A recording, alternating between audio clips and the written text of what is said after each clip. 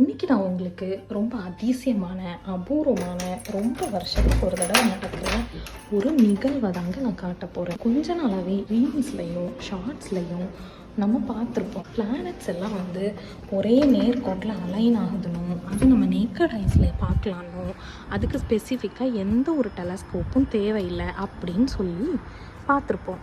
சரி, ஓகே, நம்ம டெரஸில் நம்மளும் பார்க்கலாமேன்னு சொல்லி பார்த்தா ஒரு ஸ்டார் கூட இல்லை. அப்புறம் கண்டுபிடிச்சது இந்த ஸ்டாரை.